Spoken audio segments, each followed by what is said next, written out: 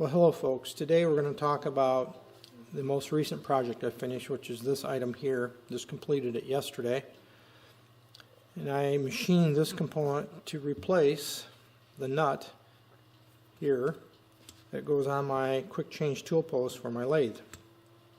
Normally one would use, I think it's a 13/16 wrench to loosen and tighten this nut, which allows you to position the tool post, such as this, and it's a minor inconvenience to mess around with the wrench. So went out on YouTube and found the exact thing I was looking for, which was this.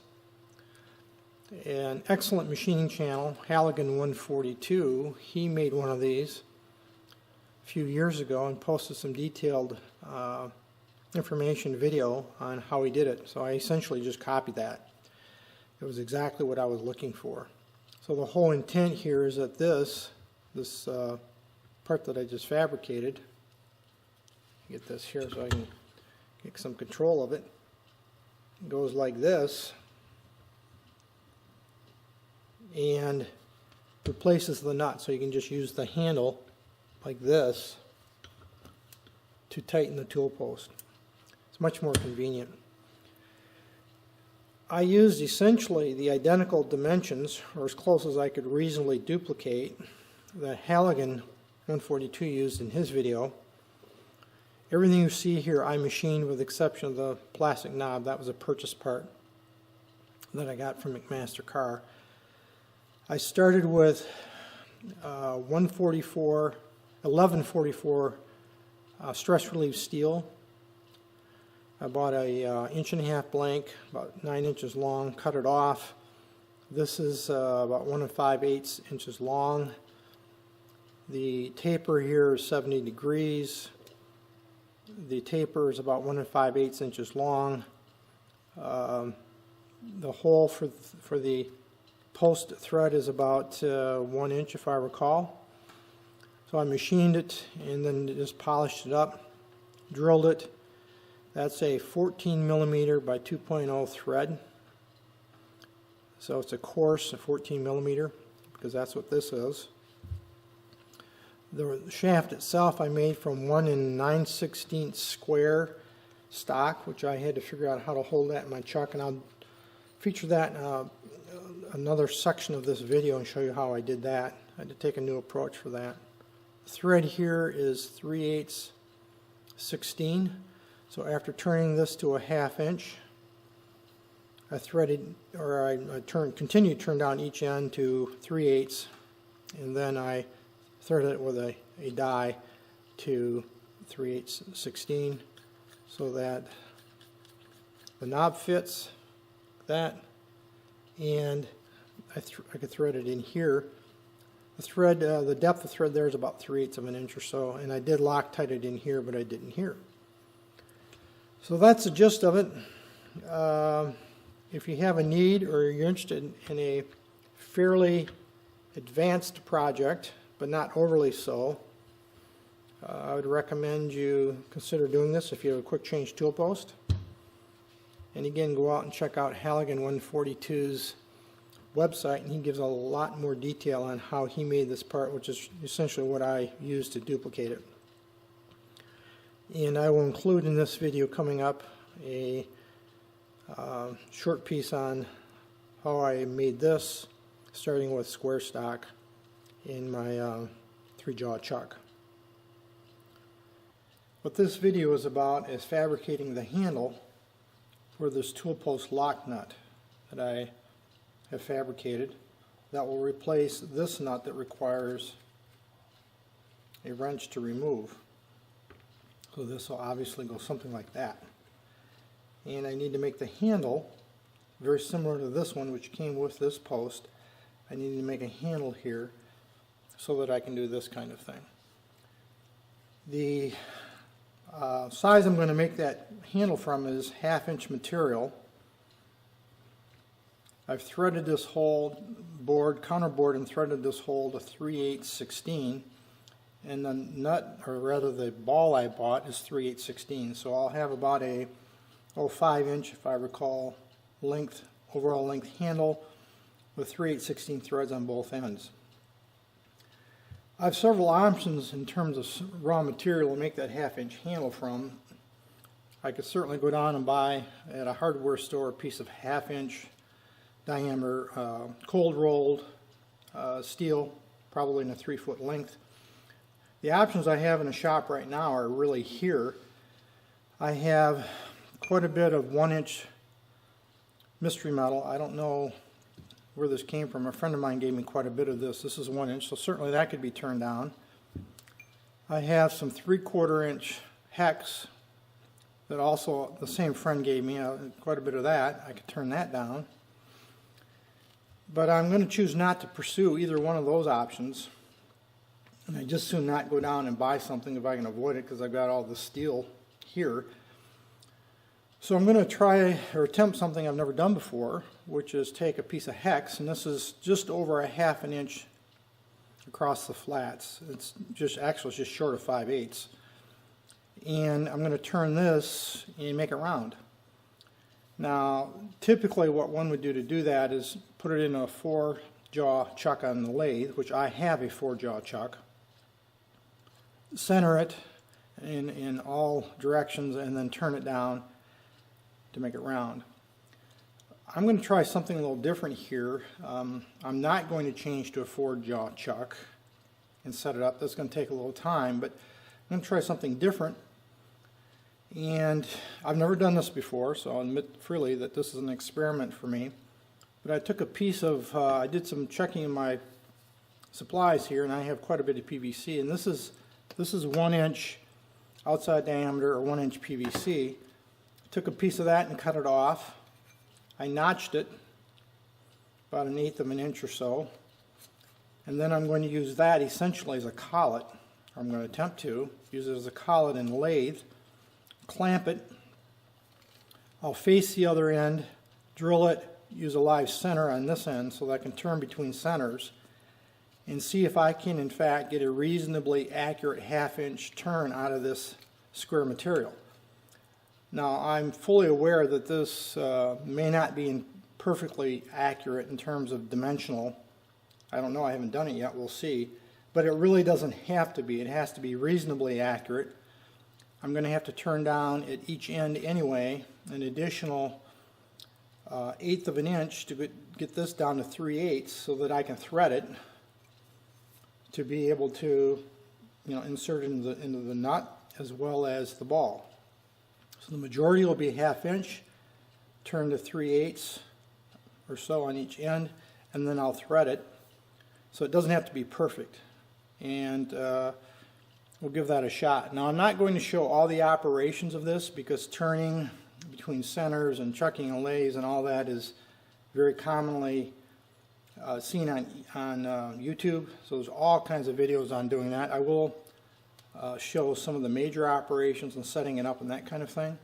But as it is an interrupted cut, by the way, it will be very hard on the tooling. I realize that. I use high-speed steel typically. I have some carbide, but most of what I use is high-speed steel. And I'm really not sure what this metal is made out of, so we'll see how the tooling holds up. But I suspect it's going to be very hard on the tooling because of so much of the cut will be interrupted until I knock these corners off and get down very close to the 1/2-inch diameter.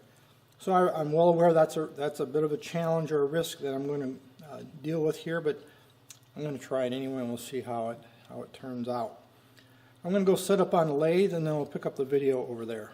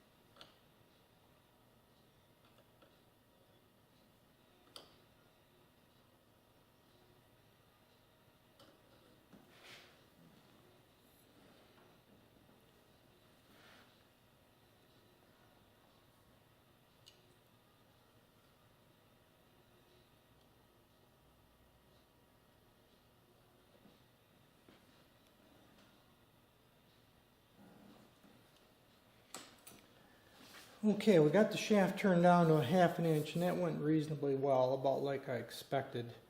Finish isn't quite as smooth as what I would like, so what I'm going to do now is I'm going to polish it, smooth it up a bit. I experimented a bit with speeds and feeds. I changed the tool, the insert tool, and just couldn't get the finish the way I wanted it, so I'm going to have to polish it up a bit. And then once I've got this polished, I think what I'm going to do is cut it to rough size so that I can chuck the round section in the chuck, and then I'll remove this hex piece on the left, and then I'll turn down, then I can slide it in, then I'll turn this down to 3/8 on each end so that I can thread it.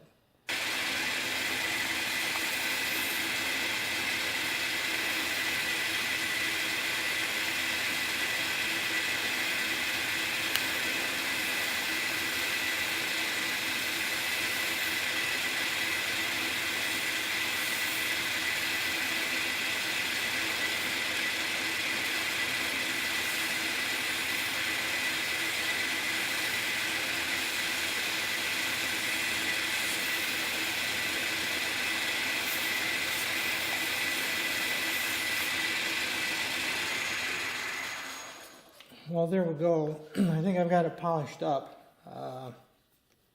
Pretty good finish now. I started with 220 emery cloth, went to 500, and this happens to be 1000 sandpaper. I probably would have gone to an 800, but I didn't have any more 800, so I had to jump to 1000. But it came out really nice, nice and smooth. And again, if I check the I didn't appreciably take any meat off material. Right there. Real close to about 498 thousandths, so it's real close to 1/2 inch. So I think I got it successfully turned to size. What I believe I'm going to do now, as I indicated before, is I'll cut it off here. And then I have a nice piece of round stock that can handle in the chucking. Get rid of this hex piece and the plastic bushing there, or plastic collet, and then turn the ends down to 3/8 inch minus probably 1% for the die, 3/8 16 thread, and then I'll thread it. Well, here's the shaft. Almost finished state. This is the hex bar it started from. You can see where I cut it off right there. Came out of the lathe chuck, something like that, and I just cut this off. So this is what's left. The little plastic collet or bushing worked actually pretty well, and this is quite true. I ran my dialing indicator over it, and it was within, excuse me, like 6 thousandths of an inch, so it's plenty good for a handle. This is again 1/2 inch.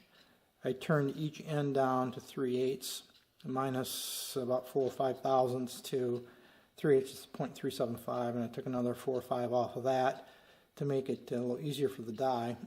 So each end of this is going to be threaded 3/8 16.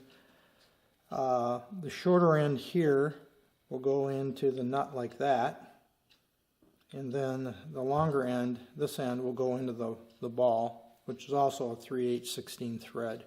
You can see right there, so it'll go like that. And then when it's done, it'll look something like that. Next step then will be to, here's the die, 3/8 16 die. It's a real good quality die. This is a split die used for creating new threads, and as I don't know the steel, the grain of the steel, it appears to be a fairly hard steel from the machining I did on it. I mean, it's machined okay, but I think it's a bit on the hard side. So I'm going to open this die up just a fuzz, a couple thousandths or so, to make it a little bit easier to get started in thread, which I'll do. I'll chuck it up in the lathe and I'll manually thread it. I'm not going to do it under power, but I'll locate everything in the lathe, and then I'll tighten the die up that 1 or 2 thousandths, and then do a finish cut for the threads. And then we should be about all set, and then I'll polish everything a last time and put it together and show it at the other end. So that's the gist of the project to date and our next steps.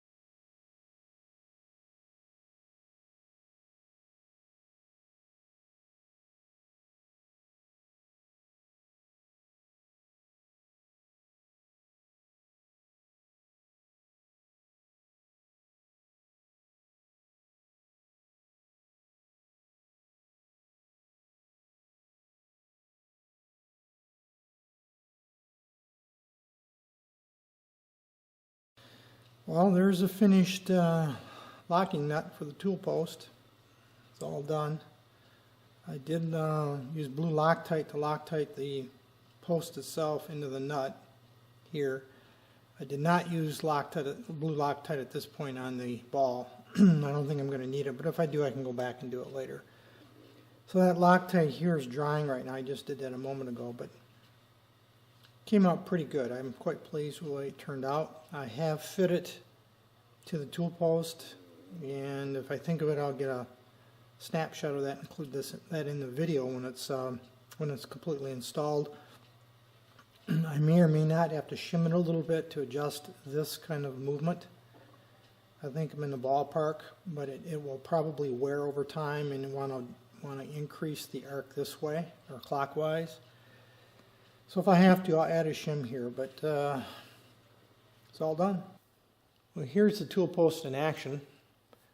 That's what it looks like when it's in a lock position. To unlock it and rotate it, you simply push it back and unlock it, and then you can rotate your tool post in any position that you want, and then relock it, and you're back in business. Very easy thing to use, and I think it looks like it's part of the original design of the tool post. You notice it doesn't really get in the way of using either handle. I can use either handle without any problem. Great solution. Again, thanks for watching.